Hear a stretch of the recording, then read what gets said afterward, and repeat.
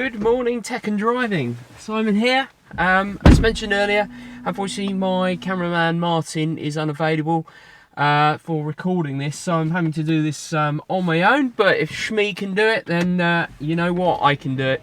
So today I'm happy to say that we're in a fantastic Porsche, as pretty much as per usual. It is a Macan and it is a GTS model, so this model's been out something like 9-10 months. I've had it for the last couple of days. It's absolutely stinking dirty, so I apologise for that, but I've driven it like it should have been driven, or well, it should be driven. I've done a bit of light off-roading, let's say, and I've taken it to my local Porsche club meet yesterday, and I took a couple of people out and they absolutely loved it. My thoughts are pretty positive, but we'll do some driving and we'll go into it in a bit more detail. So it's had a really good drive the last couple of days. The weather in the UK at the moment is, let's say, damp, a lot of salt on the road, very grubby, so it's just impossible to try and keep the car clean. So anyway, let's get cracking. Start the car up and do some driving, and I'll have a chat with you while I'm driving. So the car, as per all Macans, only comes with PDK, Porsche's double clutch system. Just going to put the now I'm going to leave the exhaust off at the moment so you can hear me a bit clearer. Just going to put it in drive. Everything's on standard setting. Just put the suspension on standard. It's in the softest setting possible, and what I'm going to do is just drive a couple of miles, park up, and we'll do some exterior shots and have a little bit of a chat about the car. As I've found the last couple of days, the car has got quite a large turning circle. It's certainly not going to be a smart car with it being this size, so that's not too bad. This is pretty rough ground I'm on at the moment, and it feels absolutely fantastic. This car hasn't got the air suspension, it's just got the standard PASM Porsche Adaptive Suspension Management System, but I think it's absolutely fantastic. The only reason I think I would have the full-on PASM full-on air suspension system, which comes in conjunction with PASM, let's say, is for dropping the ride height at speed and for more off-roading abilities, or wading through deeper puddles, because it does happen where I live, unfortunately. Now turn left. Sorry, that you get some very deep puddles and flooding. But it's not a cheap option, the air suspension with PASM.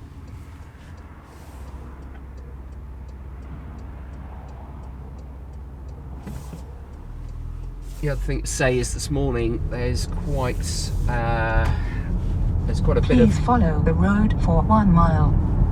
Quite a bit of frost on the road in sheltered spaces, so I can't really give it the full beans. Though I did yesterday give it some stick, and it stuck absolutely fantastically. We're on an extremely twisty bit of road here that I don't really know very well, and it's a bit frosty, so I'm going to take it quite easy. It's also extremely narrow, so that's enough of me waffling. So the car rides absolutely brilliantly. It's got 2 stages, well, effectively 3 stages on the dampers. There's the standard setting, and then you can press once on the shock absorber button here, and you can go a bit harder into what's called sport mode, or you can press it again into sport plus, and that will really stiffen things up. But it's pretty good actually on the UK road. Even in sport plus, it's not particularly jarring. It's still pretty well damped. But the intermediate setting is pretty much my favourite, and that's what I'm going to put it on now. It just gives a bit better body control. So I'm just going to pull over to the right here because there's a nice parking place, and then we can have a look at the outside of the car in a bit more detail. Please keep right after 400 yards towards Dorking. You can tell where I'm going.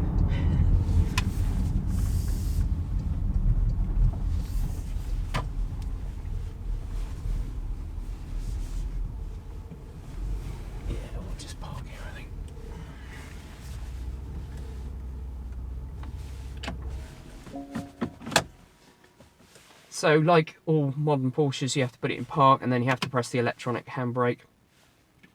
When you're actually going out somewhere, so driving off somewhere, if you've got the seatbelt on and the door's shut and you go into drive and just accelerate, it will take the handbrake off, which is quite a nice feature. But what it doesn't do is put the handbrake on for you. Some cars, I had a BMW that automatically put the handbrake on when you put it into park and lifted your feet off all the pedals, which was quite a good function. But Porsches don't do that. It's probably a safety aspect, something like that, or towing and jacking the car up, something like that. So anyway, in the car, this particular car, we've got the full gambit of toys, let's say. So we've got the Sport Chrono system there, which gives us access to the additional Sport Plus button. I've not used the Sport Plus button in this car. I occasionally, very rarely use it even in my Cayman. It's mostly for track work. Really stiffens suspension up, makes the car a lot more, let's say, edgy on the limit, because it slackens the traction control off quite a lot. With Porsches, you can actually switch the traction control off completely anyway.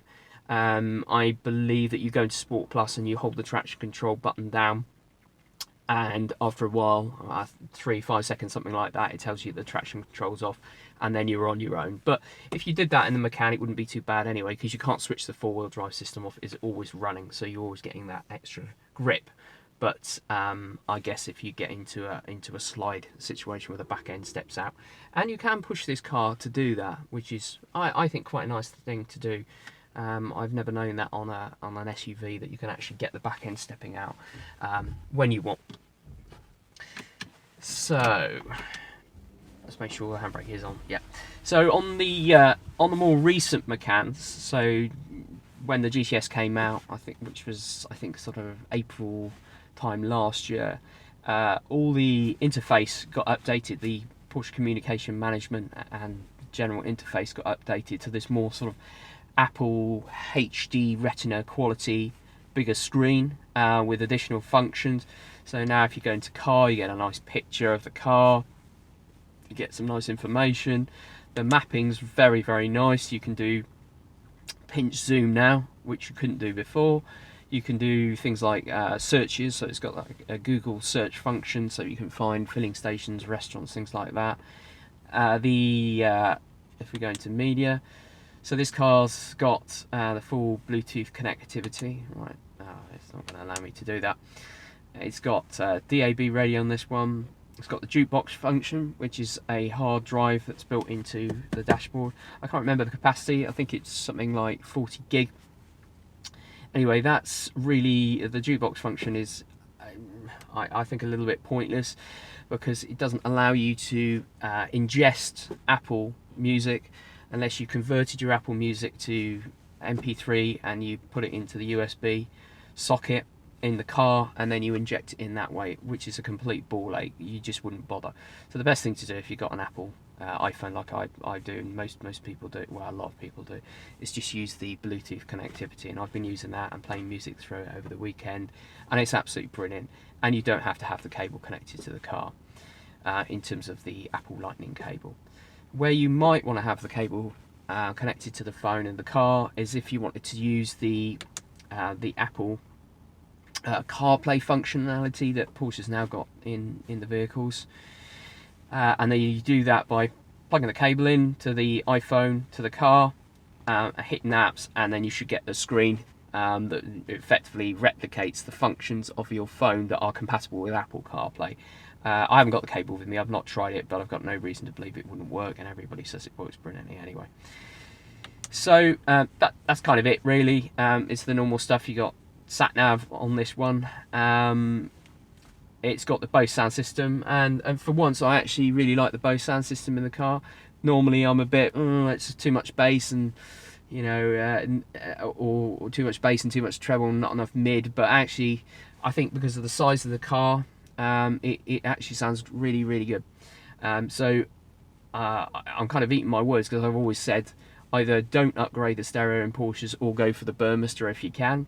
but on this one I would say just go for the Bose. It's really good. I'm very impressed. And if I was purchasing a Macan, I wouldn't bother with a Burmester because it's such a lot of money. In the Cayman you need it because it doesn't sound great with the Bose at all, and it sounds really bad with the standard sound system. Well, okay, but I do like my music. So that's kind of the interface here. Because this is the Cayman GTS, you get a few goodies that you Macan GTS, you get a few goodies that you don't get on the standard car. Unless you option them up. So one of the goodies is it's got the sports exhaust system, which sounds absolutely fantastic. This one's got the heated seats. I believe that's still an option even on the Macan GTS. Macan GTS comes standard with Porsche Adaptive Suspension Management (PASM), and this car's got it. It also comes standard with dual zone climate control, so everyone's got, well, the front two passengers anyway have got their own temperature and let's say air output options for themselves. So that's really nice. It works really well. I've had my fiance in the car for the last couple of days, and she's loved travelling this. I think she really wants me to buy one of these. Actually, it's such a comfortable car. This car's also got the 18-way adjustable seats, and with the memory function, which is great. It also gives you things like comfort access, and what comfort access is, and I've enabled it on the dashboard, is when you open the door, or you unlock the car and you open the door, the driver's seat goes back, so it aids entry into the car. And then when you're sitting down, it pushes the seat back and goes back to your previous setting that you've recorded in the memory here. This car's also got, and I believe this is still an option on the Macan GTS, it's got the carbon fibre effect dashboard, which is really nice. I think I would probably want to go for that. It's got the Alcantara seats with the leather bolsters on the side, which is great. That's a standard fit. And one of the best things about all Macans is they come with the let's say race derived style steering wheel, and this is absolutely fantastic to hold. It's got the lovely steering wheel mounted controls for volume and track selection, things like that, telephone option there, and this thumb roller here controls the, let's say, the third screen in the dashboard, which you can change functionality from vehicle, Bluetooth. You can get a small sat nav screen in there. You can get your fuel information.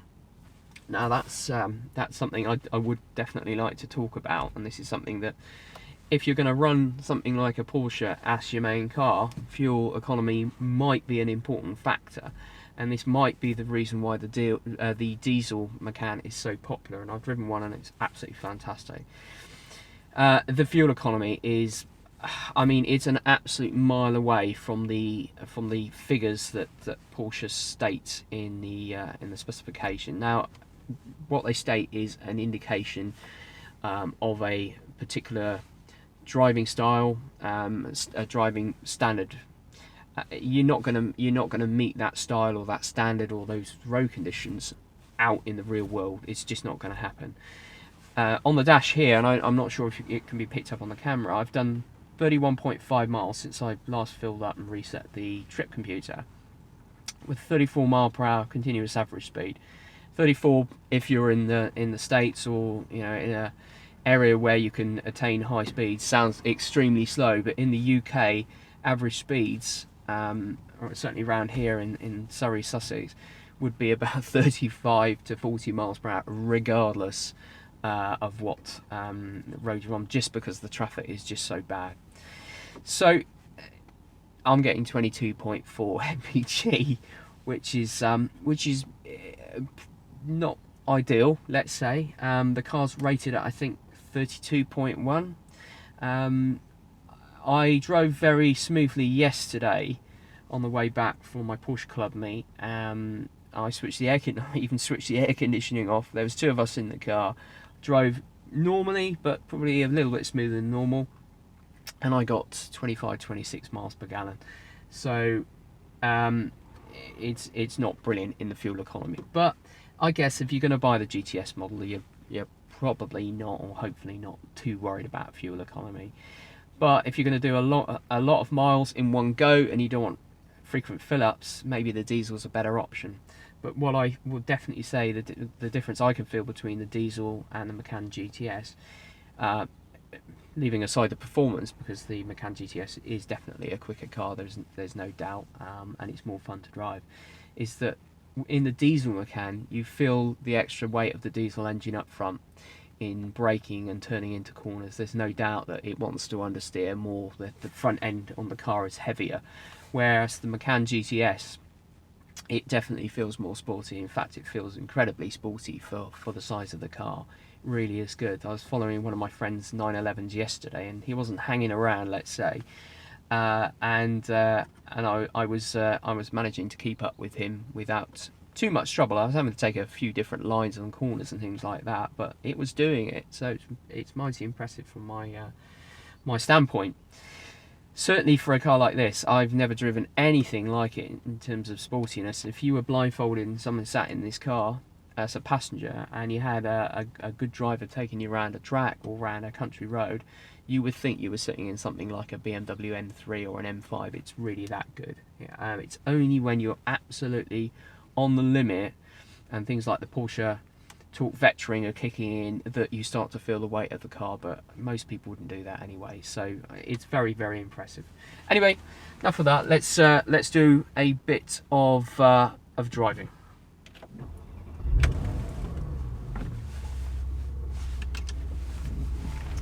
This one's also got the reversing camera, which is, yeah, I've got to take my handbrake off, which is very, very handy. There's a few options you can get in terms of why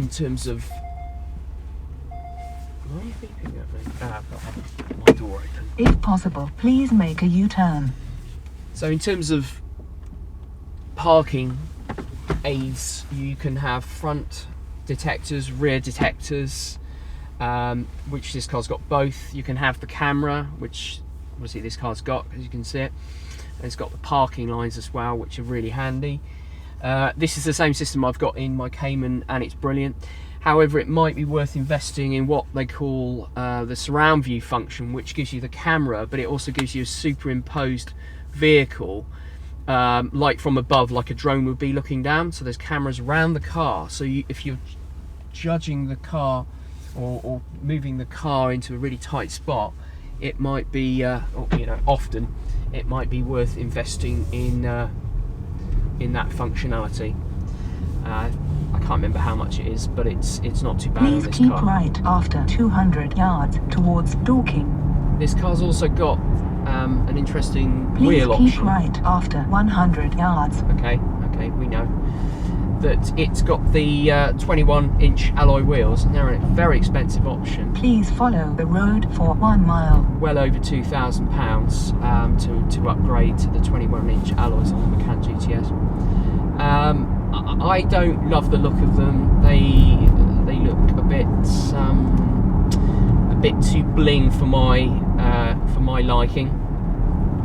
But more than that, there's quite a lot of weight going from a 19 or a 20 to a 21-inch wheel, and I believe that it's affecting how the car controls itself, because there's more weight for each corner to control. So my preference would actually be to have a 20-inch alloy wheel.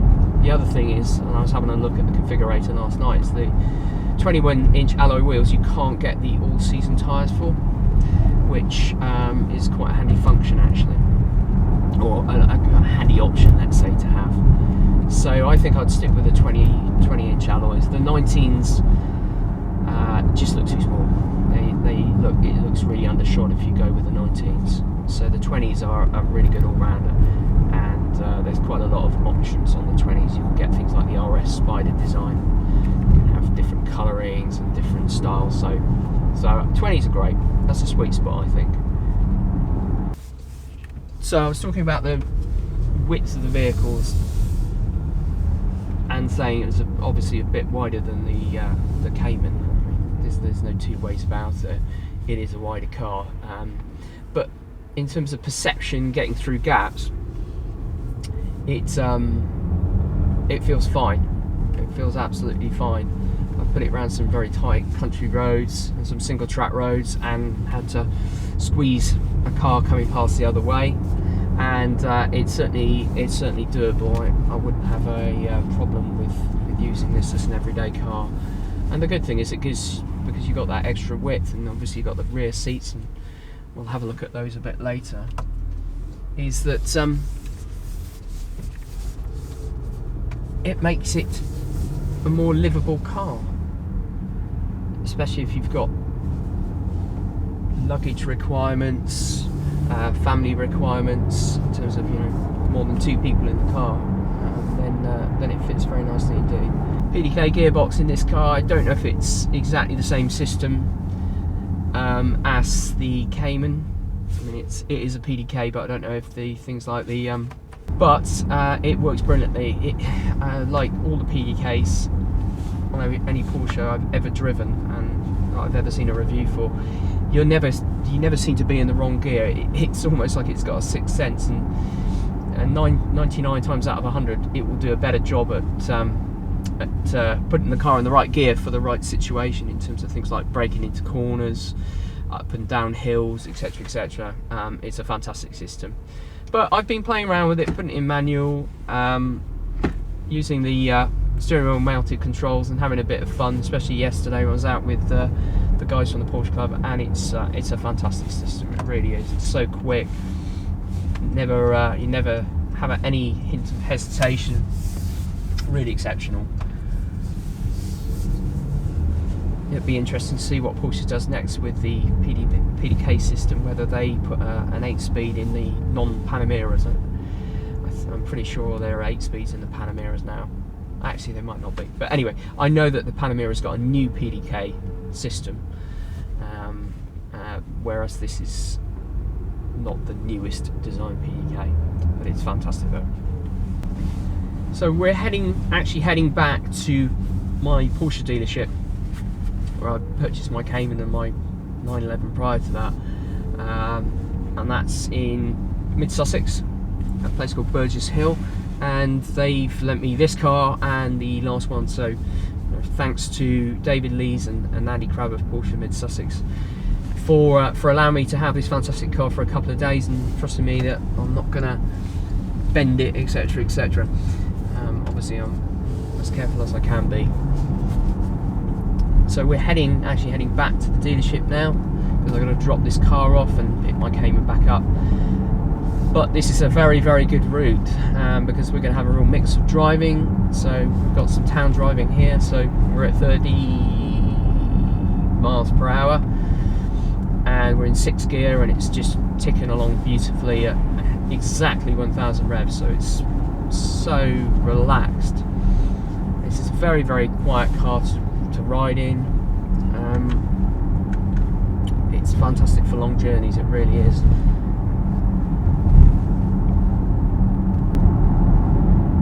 I'm going to come out onto a dual carriageway now, so we'll be able to try things out like the Porsche adaptive suspension management PASM system and harden that up a bit, which is what I'm going to do now. I'm also going to put the car into sport mode, so make everything a little bit more fun, a bit more sporty, but the traction control's still on, but it's just slackened off ever so slightly to give the car a bit more movement, if that's what you're looking for. And the throttle response is a bit sharper. This is an extremely tight corner coming up to the left here.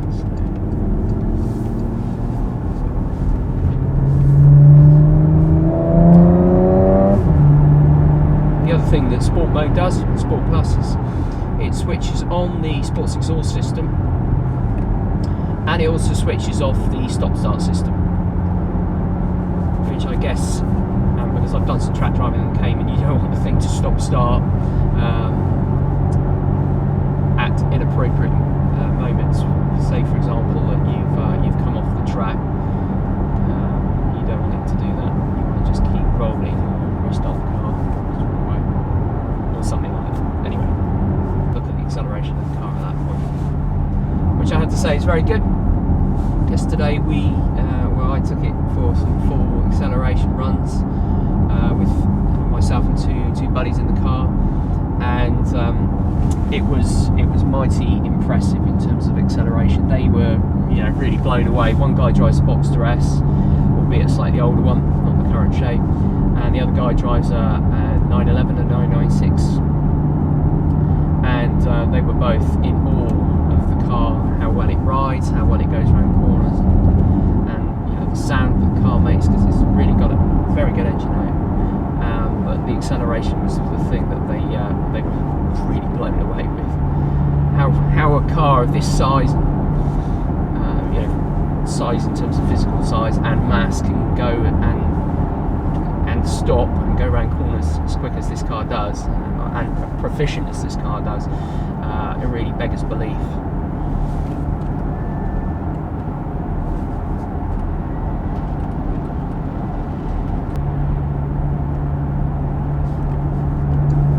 The car's also got cruise control. I think cruise control, the basic cruise control functionality, might be standard on the Macan GTS. I can't quite remember. There's two options on the cruise control. There's the standard cruise, which basically you manually set, and you have to maintain your gap to the car in front, which is fine. It's a fairly cheap option, I think. It's only a few £100 on pretty much all the Porsches. Then you've got the option of the adaptive cruise control, which is what I've got, which gives the ability, well, it gives the car the ability to control the gap to the car in front. You set the gap, or the braking distance, or the braking time to the car in front, but it maintains that depending on various road conditions, if somebody's cutting in front of you, or if the car in front brakes, or if, you know, all the traffic stops. That's what I've got in my car, and I have to say it's a fantastic option. I'd encourage people to go to that, just mostly out of safety, because if somebody cuts in front of you and you've got the normal cruise control on, you can find yourself driving straight into the back, which is not ideal, and people forget to switch cruise control off. So the adaptive cruise control is definitely a good option. I'd encourage people to consider. The way you can tell if the car's got a adaptive cruise control from the outside of the car, it's very easy to spot. The car will, in the grille, the front grille on all Porsches, will have like a ball. It's basically it's a radar eye. So the car sends out a radar ping or a signal in front of it to look at literally what's in front of the car, and how quickly the car that you're in, the Porsche, is closing to the object in front of it, whether that be a wall or a car or whatever. Now, one thing I will say about the adaptive cruise control is you've got to be aware that if you're coming up to a junction or a roundabout and there's nobody in front of you, the car will keep going. I know it sounds obvious, but the car will keep going at the same speed that you set the cruise control at. So it's something you've got to watch, because you can get a little bit complacent, or you could get complacent with the adaptive cruise control, thinking it's going to stop you. But of course, there's no object in the way to stop you. So it's saying you've got a free road ahead, go at the same speed. So that's something to consider.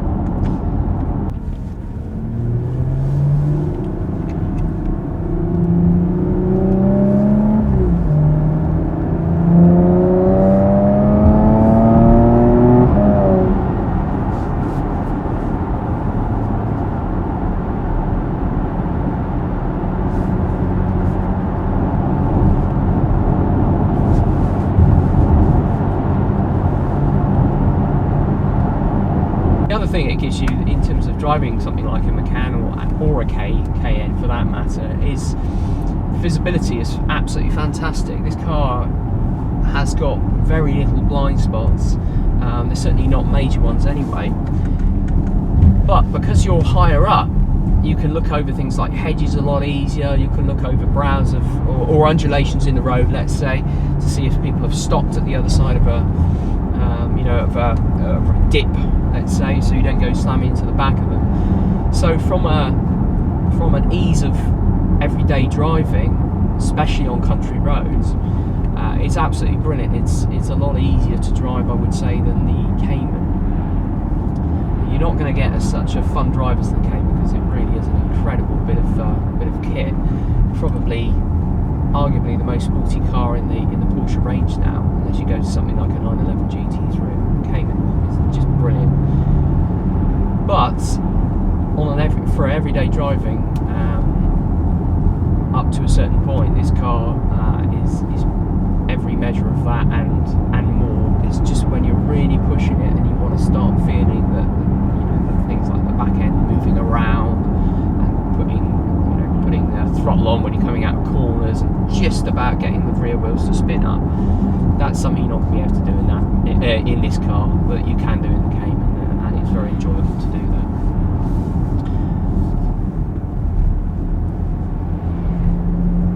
The benefit you get from this is mighty grip in any conditions on any corner with the four-wheel drive and the Porsche traction management system. It is epic.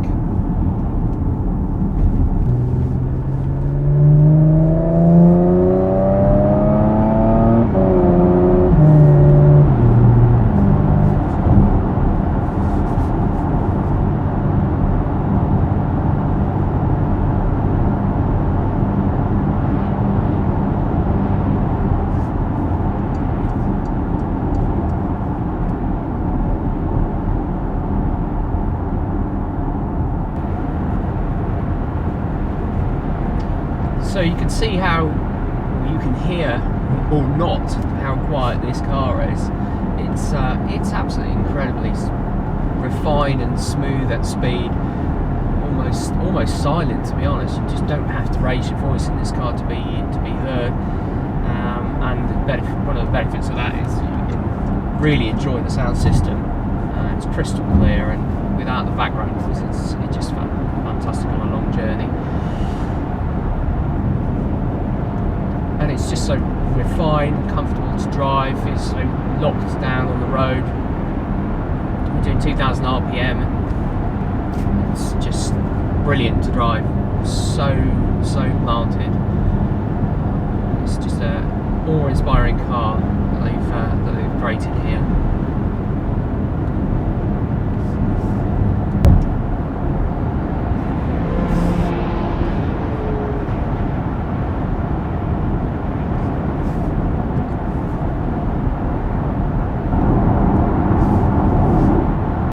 So we're back in the car now, just had a little break. Couple of other things I wanted to tell you about the car.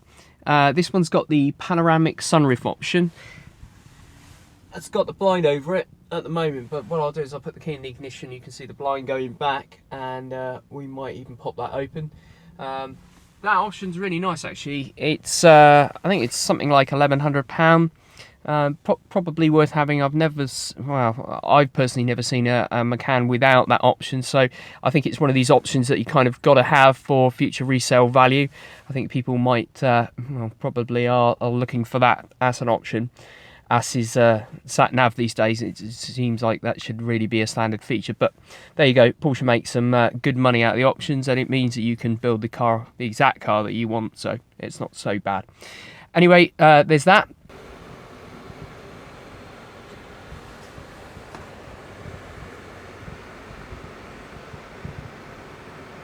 You can see the roof goes back, well, the blind goes back a heck of a long way, so the rear passengers get a good benefit from having the panoramic sunroof. And there we go, you can just pop it open like that. It's really good if you don't want to run the air conditioning and have some natural air, let's say. If you're going for a nice drive through countryside, that could be a really nice thing to do. Mid-Sussex, drop the car off. My Cayman's ready for me to collect and swap over everything. Just wanted to give a final few thoughts on the car. As I talked about earlier, these are the 21-inch alloy wheels. Not my favourite design, but some people will really dig those and really love them. But that's not actually my flavour of wheel. Like I said, the 20-inch alloys are probably a better option in terms of look, ride, price point, etc., and the fact that you can get the winter or all-season tyres. In terms of summing up the car, I'd give it a 9.5 out of 10. I think there's a a tiny little room for improvement in the car in terms of maybe performance and handling, and that will be sorted with a Gen 2 car that comes out in the sort of next 18-24 months. But as it stands, if this was a pure sports car, it would still be a very good car. The fact it's an SUV, compact SUV, and that you can do everything it can do and do it so well, and it's got a Porsche badge, it's absolutely exceptional. The spec on it is moderate. I haven't got the build sheet with me, but my estimation is this car, as it stands, is about £65,000 worth of vehicle when it was new. The Porsche Macan GTS base price is about 56, 57. So this has got something like, you know, 8, maybe 8.5 grand's worth of options on it, which is probably about normal for a Macan or a Porsche anyway. Anyway, that's me done. Love the car, 9.5 out of 10, and I hope you enjoyed the video. Thanks very much for watching. Please subscribe. Bye.